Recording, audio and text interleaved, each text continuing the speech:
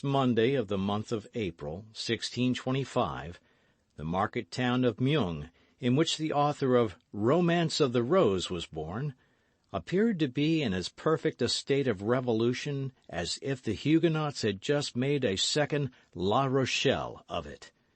Many citizens, seeing the women flying toward the high street, leaving their children crying at the open doors, hastened to don the cuirass, and supporting their somewhat uncertain courage with a musket or a partisan, directed their steps toward the hostelry of the Jolly Miller, before which was gathered, increasing every minute, a compact group, vociferous and full of curiosity.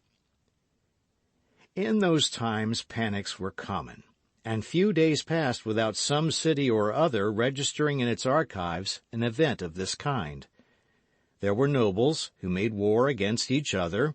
There was the king, who made war against the cardinal. There was Spain, which made war against the king. Then, in addition to these concealed or public, secret or open wars, there were robbers, mendicants, Huguenots, wolves, and scoundrels, who made war upon everybody. The citizens always took up arms readily against thieves, wolves, or scoundrels, often against nobles or Huguenots, sometimes against the king, but never against the cardinal or Spain. It resulted then from this habit that on the said first Monday of April, 1625, the citizens, on hearing the clamor, and seeing neither the red and yellow standard nor the livery of the Duc de Richelieu, rushed toward the hostel of the Jolly Miller. When arrived there, the cause of the hubbub was apparent to all. A young man. We can sketch his portrait at a dash. Imagine to yourself a Don Quixote of 18, a Don Quixote without his corselet, without his coat of mail, without his cuisses, a Don Quixote clothed in a woolen doublet, the blue color of which had faded into a nameless shade between lees of wine and heavenly azure. Face long and brown, high cheekbones, a sign of sagacity. The maxillary muscles enormously developed, an infallible sign by which a Gascon may always be detected, even without his cap, and our young man wore a cap set off with a sort of feather. The eye open and intelligent, the nose hooked but finely chiseled. Too big for a youth, too small for a grown man, an experienced eye might have taken him for a farmer's son upon a journey, had it not been for the long sword which, dangling from a leather baldric, hit against the calves of its owner as he walked, and against the rough side of his steed when he was on horseback. For our young man had a steed which was the observed of all observers. It was a Béarn pony, from 12 to 14 years old, yellow in its hide, without a hair in its tail, but not without windgalls on his legs, which, though going with his head lower than his knees, rendering a martingale quite unnecessary, contrived nevertheless to perform his 8 leagues a day. Unfortunately, the qualities of this horse were so well concealed under his strange-colored hide and his unaccountable gait, that at a time when everybody was a connoisseur in horseflesh, the appearance of the aforesaid pony at Meung, which place he had entered about a quarter of an hour before by the gate of Beaugency, produced an unfavorable feeling which extended to his rider.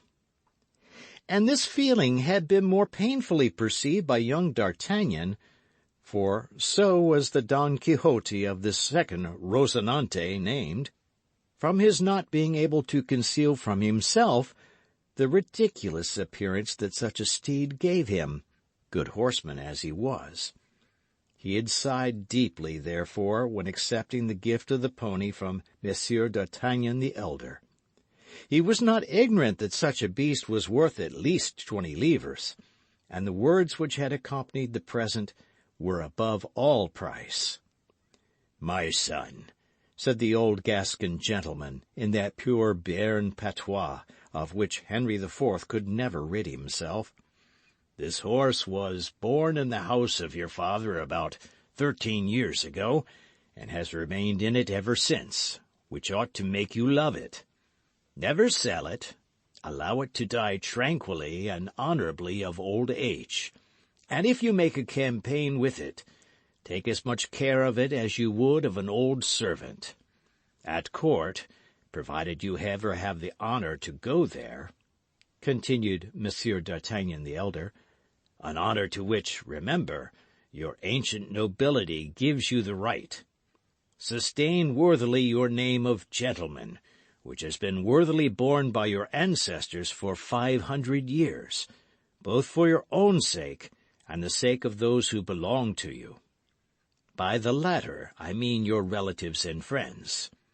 Endure nothing from anyone except Monsieur le Cardinal and the king.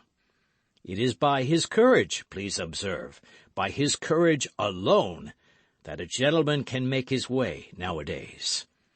Whoever hesitates for a second perhaps allows the bait to escape which during that exact second fortune held out to him. You are young.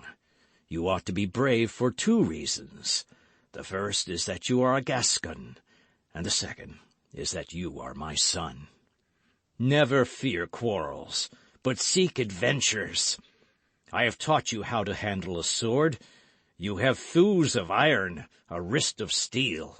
Fight on all occasions.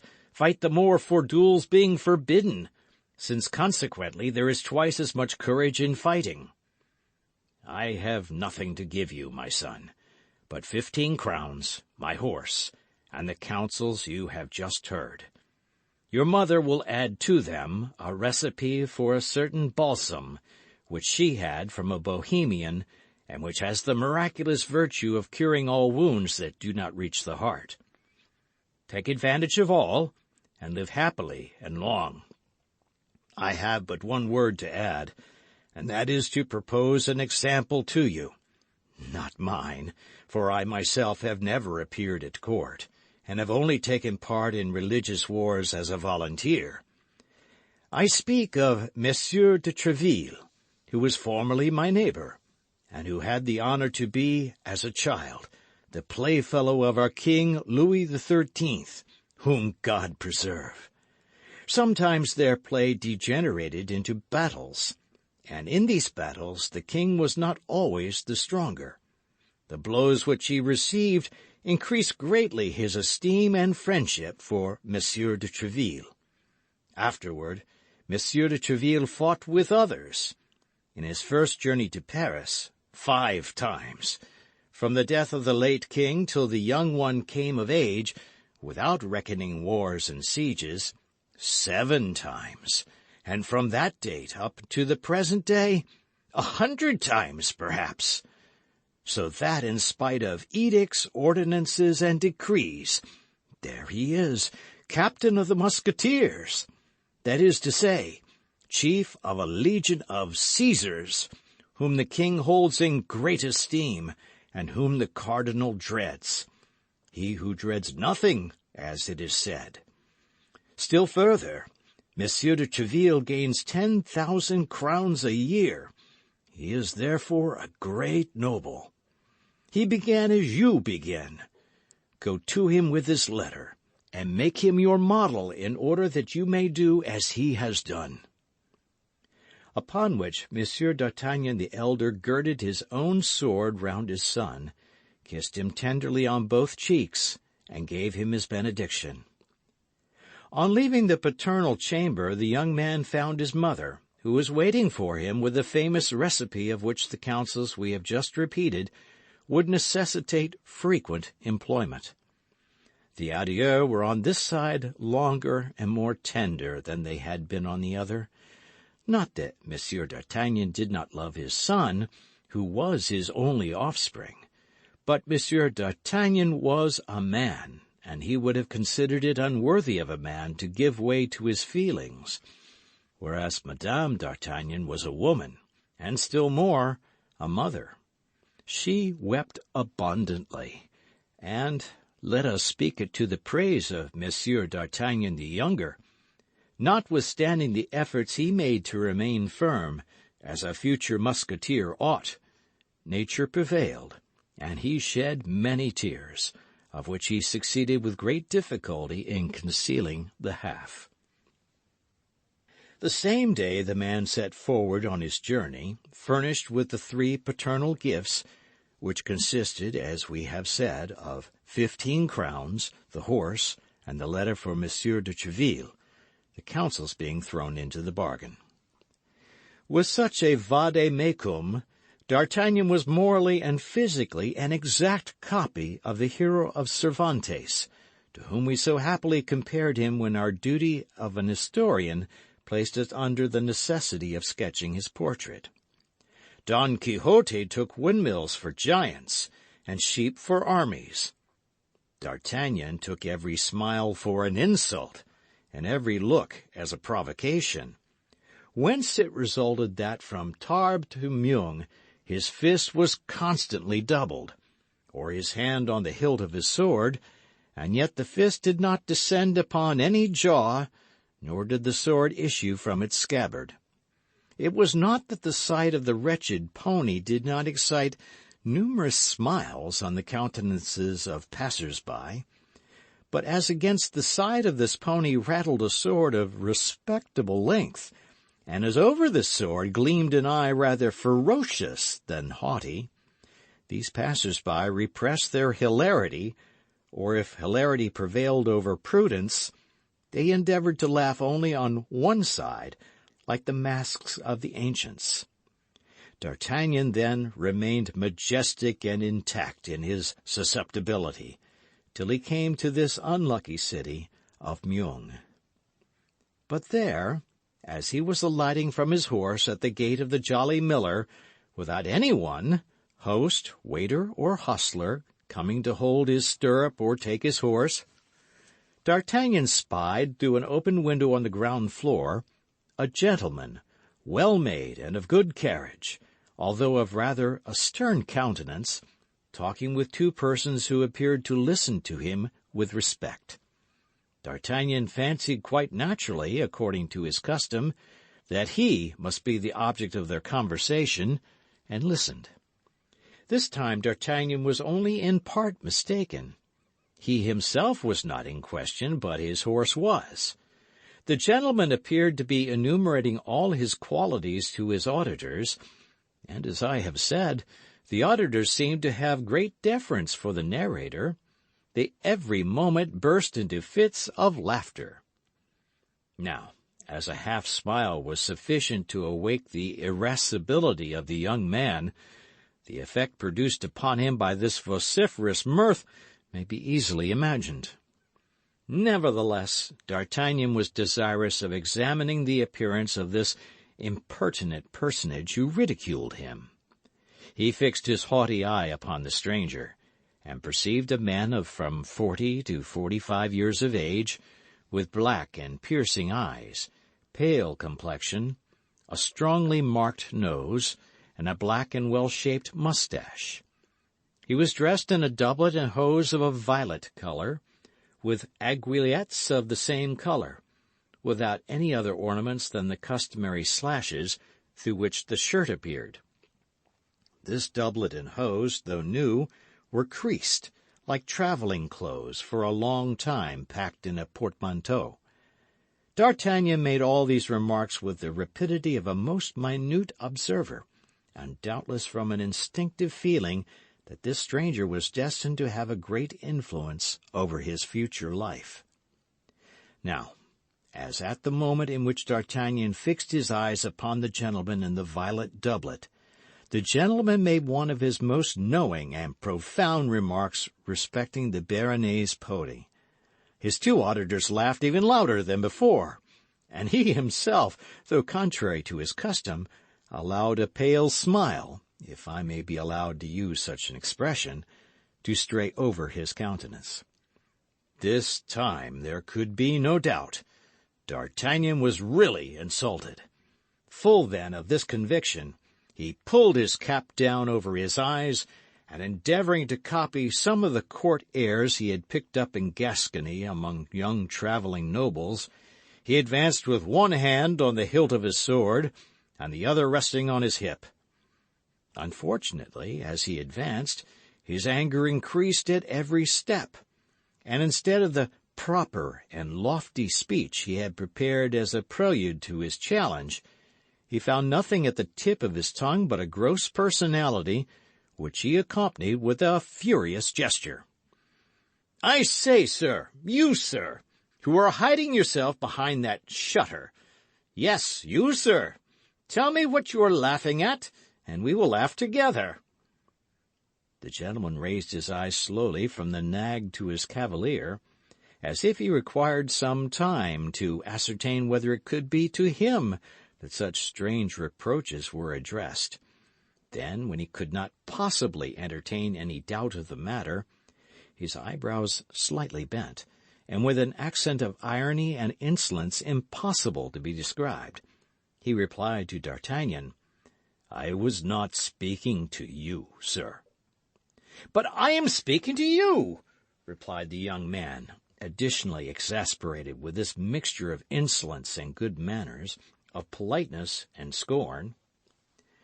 The stranger looked at him again with a slight smile, and retiring from the window, came out of the hostelry with a slow step, and placed himself before the horse, within 2 paces of D'Artagnan. His quiet manner, and the ironical expression of his countenance, redoubled the mirth of the persons with whom he had been talking, and who still remained at the window. D'Artagnan, seeing him approach, drew his sword a foot out of the scabbard. "This horse is decidedly, or rather has been in his youth, a buttercup," resumed the stranger, continuing the remarks he had begun, and addressing himself to his auditors at the window, without paying the least attention to the exasperation of D'Artagnan, who, however, placed himself between him and them. "It is a colour very well known in botany, but till the present time very rare among horses." "There are people who laugh at the horse that would not dare to laugh at the master," cried the young emulator of the furious Tréville. "I do not often laugh, sir," replied the stranger, "as you may perceive by the expression of my countenance.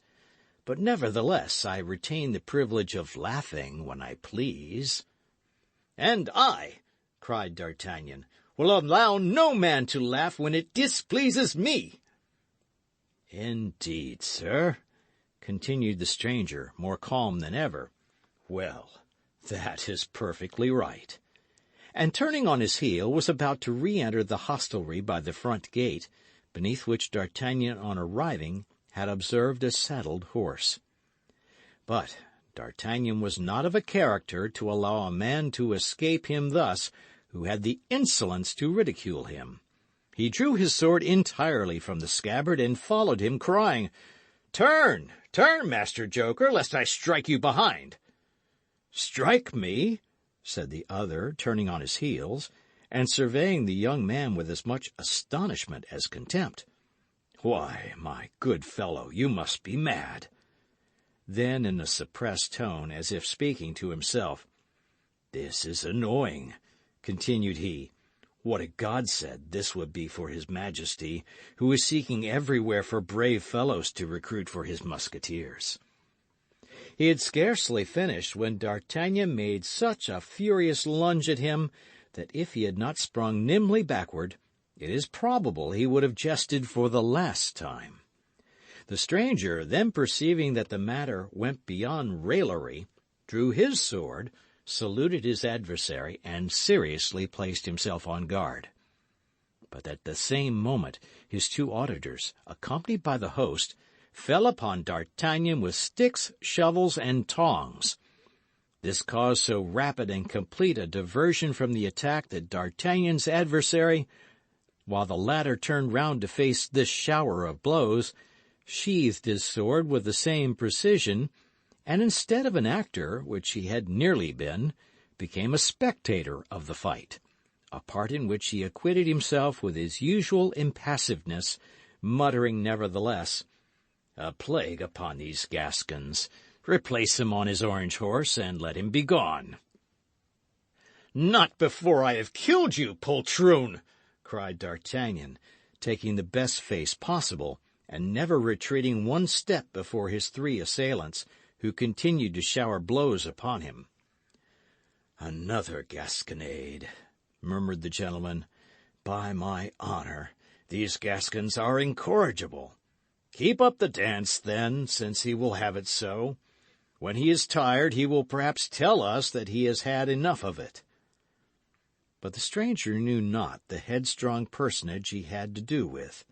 D'Artagnan was not the man ever to cry for quarter. The fight was therefore prolonged for some seconds, but at length D'Artagnan dropped his sword, which was broken in two pieces by the blow of a stick. Another blow full upon his forehead at the same moment brought him to the ground, covered with blood and almost fainting.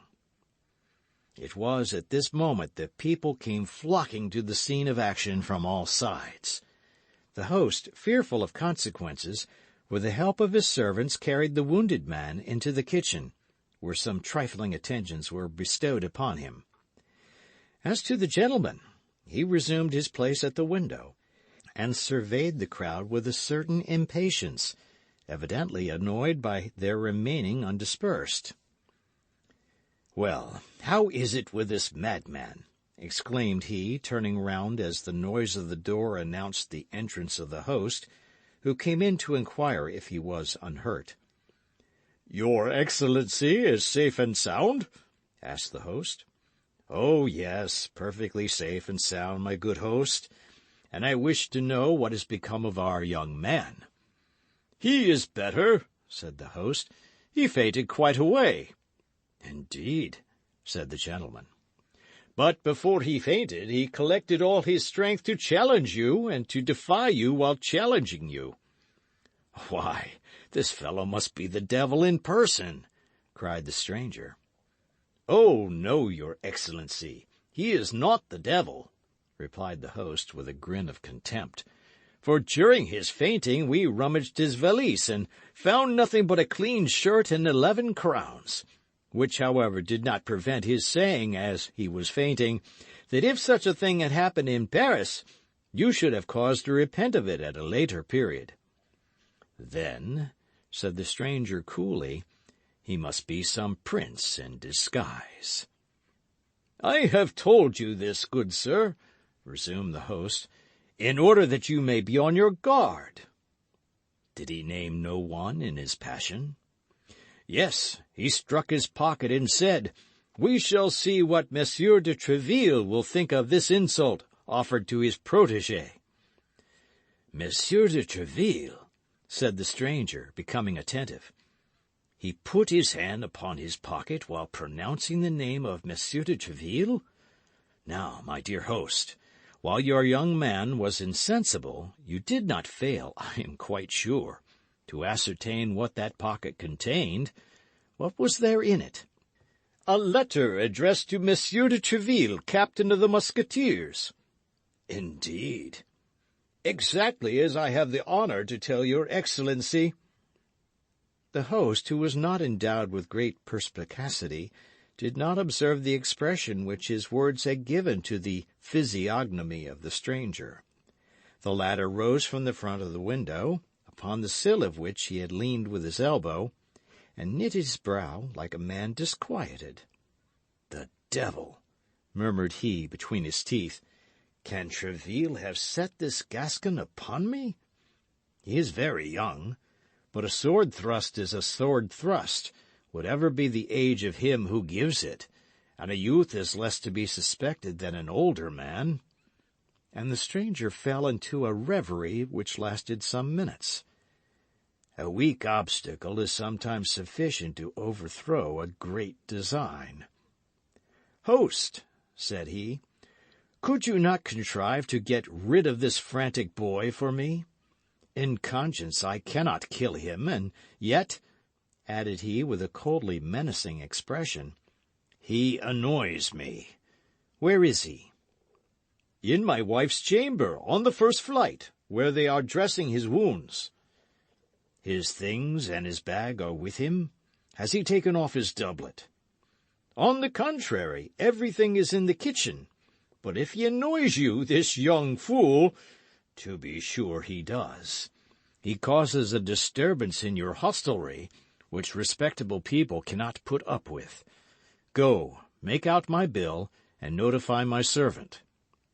"What, monsieur, will you leave us so soon?" "You know that very well, as I gave my order to saddle my horse. Have they not obeyed me?" "It is done. As your Excellency may have observed, your horse is in the great gateway, ready saddled for your departure."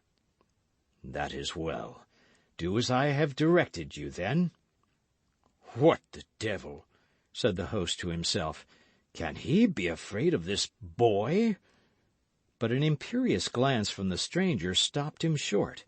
He bowed humbly and retired.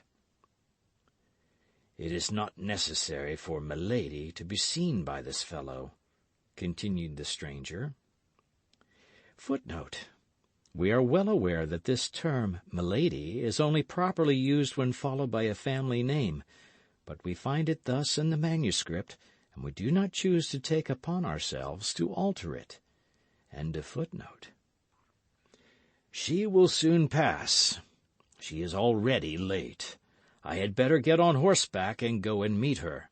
I should like to know what this letter addressed to Tréville contains." And the stranger, muttering to himself, directed his steps towards the kitchen.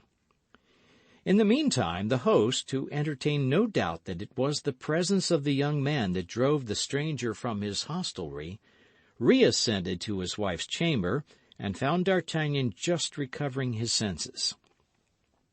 Giving him to understand that the police would deal with him pretty severely for having sought a quarrel with a great lord, for in the opinion of the host, the stranger could be nothing less than a great lord, he insisted that, notwithstanding his weakness, D'Artagnan should get up and depart as quickly as possible.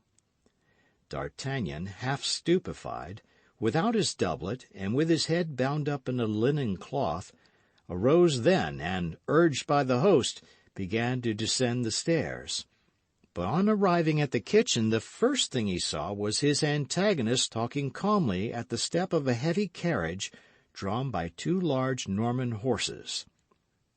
His interlocutor, whose head appeared through the carriage window, was a woman of from 20 to 22 years. We have already observed with what rapidity D'Artagnan seized the expression of a countenance. He perceived then at a glance that this woman was young and beautiful, and her style of beauty struck him more forcibly from its being totally different from that of the southern countries in which D'Artagnan had hitherto resided. She was pale and fair, with long curls falling in profusion over her shoulders, had large, blue, languishing eyes, rosy lips, and hands of alabaster. She was talking with great animation with the stranger.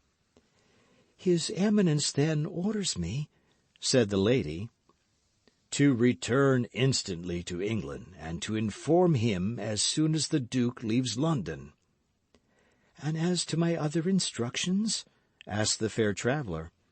"They are contained in this box, which you will not open until you are on the other side of the Channel." "Very well. And you?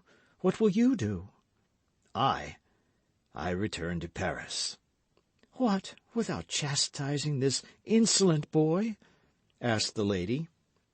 The stranger was about to reply, but at the moment he opened his mouth, D'Artagnan, who had heard all, precipitated himself over the threshold of the door. "This insolent boy chastises others," cried he, "and I hope that this time he whom he ought to chastise will not escape him as before." "Will not escape him?" replied the stranger, knitting his brow. "No. Before a woman you would dare not fly, I presume." "Remember," said Milady, seeing the stranger lay his hand on his sword, "the least delay may ruin everything." "You are right," cried the gentleman. "Begone, then, on your part, and I will depart as quickly on mine." And bowing to the lady, he sprang into his saddle, while her coachman applied his whip vigorously to his horses. The two interlocutors thus separated, taking opposite directions at full gallop. "Pay him, booby!" cried the stranger to his servant, without checking the speed of his horse, and the man, after throwing 2 or 3 silver pieces at the foot of mine host, galloped after his master. "Base coward! False gentleman!" cried D'Artagnan, springing forward in his turn after the servant. But his wound had rendered him too weak to support such an exertion. Scarcely had he gone 10 steps when his ears began to tingle, a faintness seized him, a cloud of blood passed over his eyes, and he fell in the middle of the street, crying still, "Coward! Coward! Coward!" "He is a coward, indeed," grumbled the host, drawing near to D'Artagnan, and endeavouring by this little flattery to make up matters with the young man, as the heron of the fable did with the snail he had despised the evening before. "Yes, a base coward," murmured D'Artagnan, "but she was very beautiful." "What's she?" demanded the host. "Milady," faltered D'Artagnan, and fainted a second time. "Ah, it's all one," said the host. "I have lost 2 customers, but this one remains, of whom I am pretty certain for some days to come. There will be 11 crowns gained." It is to be remembered that 11 crowns was just the sum that remained in D'Artagnan's purse. The host had reckoned upon 11 days of confinement at 1 crown a day, but he had reckoned without his guest. On the following morning at 5 o'clock, D'Artagnan arose, and descending to the kitchen without help, asked, among other ingredients the list of which has not come down to us, for some oil, some wine, and some rosemary, and with his mother's recipe in his hand, composed a balsam with which he anointed his numerous wounds, replacing his bandages himself, and positively refusing the assistance of any doctor. D'Artagnan walked about that same evening, and was almost cured by the morrow. But when the time came to pay for his rosemary, this oil, and the wine, the only expense the master had incurred, as he had preserved a strict abstinence, while on the contrary the yellow horse, by the account of the hostler at least, had eaten 3 times as much as a horse of his size could reasonably be supposed to have done. D'Artagnan found nothing in his pocket but his little old velvet purse with the 11 crowns it contained, for as to the letter addressed to Monsieur de Treville, it had disappeared. The young man commenced his search for the letter with the greatest patience, turning out his pockets of all kinds over and over again, rummaging and re-rummaging in his valise, and opening and reopening his purse. But when he found that he had come to the conviction that the letter was not to be found, he flew for the 3rd time into such a rage as was near costing him a fresh consumption of wine, oil, and rosemary. For upon seeing this hot-headed youth become exasperated and threaten to destroy everything in the establishment if his letter were not found, the host seized a spit, his wife a broom-handle, and the servants the same sticks they had used the day before. "My letter of recommendation!" cried D'Artagnan. "My letter of recommendation! Or, the holy blood, I will spit you all like ortolans!" Unfortunately, there was one circumstance which created a powerful obstacle to the accomplishment of this threat, which was, as we have related, that his sword had been in his first conflict broken in 2, and which he had entirely forgotten. Hence it resulted when D'Artagnan proceeded to draw his sword in earnest, he found himself purely and simply armed with the stump of a sword about 8 or 10 inches in length, which the host had carefully placed in the scabbard. As to the rest of the blade, the master had slyly put that on one side to make himself a larding pin. But this deception would probably not have stopped our fiery young man if the host had not reflected that the reclamation which his guest made was perfectly just. "But, after all," said he, lowering the point of his spit, Where is this letter?" "Yes, where is this letter?" cried D'Artagnan. "In the first place, I warn you that letter is for Monsieur de Tréville, and it must be found, or if it is not found, he will know how to find it." His threat completed the intimidation of the host. After the king and the cardinal, Monsieur de Tréville was the man whose name was perhaps most frequently repeated by the military, and even by citizens. There was, to be sure, Father Joseph, but his name was never pronounced but with a subdued voice. Such was the terror inspired by his grey eminence, as the cardinal's familiar was called. Throwing down his spit and ordering his wife to do the same with her broom-handle, and the servants with their sticks, he set the first example of commencing an earnest search for the lost letter. "Does the letter contain anything valuable?" demanded the host, after a few minutes of useless investigation. "Zounds, I think it does indeed," cried the Gascon, who reckoned upon this letter for making his way at court. "It contained my fortune." "Bills upon Spain?" asked the disturbed host. "Bills upon his Majesty's private treasury," answered D'Artagnan, who, reckoning upon entering into the king's service in consequence of this recommendation, believed he could make this somewhat hazardous reply without telling of a falsehood. "The devil!" cried the host, at his wit's end. "But it's of no importance," continued D'Artagnan with natural assurance.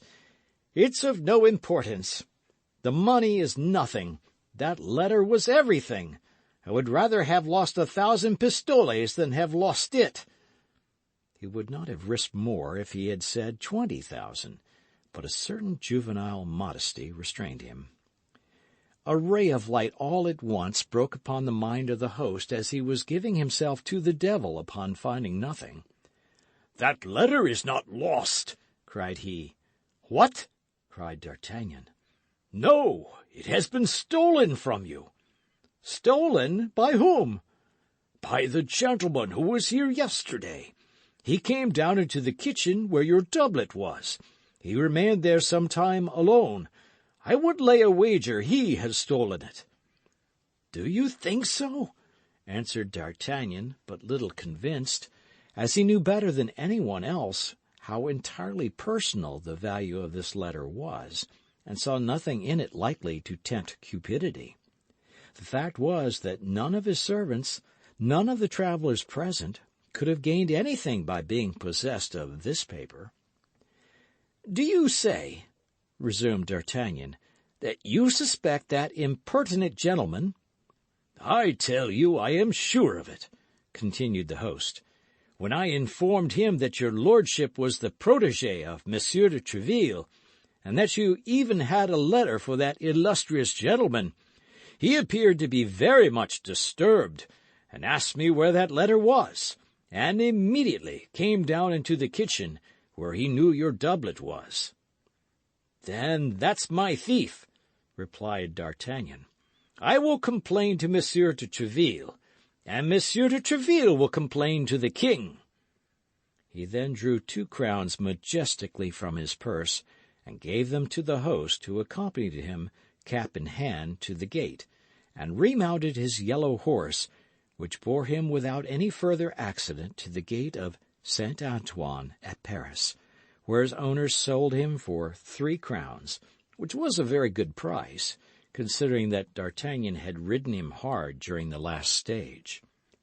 Thus the dealer to whom D'Artagnan sold him for the 9 livres did not conceal from the young man that he only gave that enormous sum for him on the account of the originality of his collar. Thus D'Artagnan entered Paris on foot, carrying his little packet under his arm, and walked about till he found an apartment to be let on terms suited to the scantiness of his means. This chamber was a sort of garret, situated in the Rue des Fossoyeurs, near the Luxembourg. As soon as the earnest money was paid, D'Artagnan took possession of his lodging, and passed the remainder of the day in sewing onto his doublet and hose some ornamental braiding which his mother had taken off an almost new doublet of the elder Monsieur d'Artagnan, and which she had given her son secretly.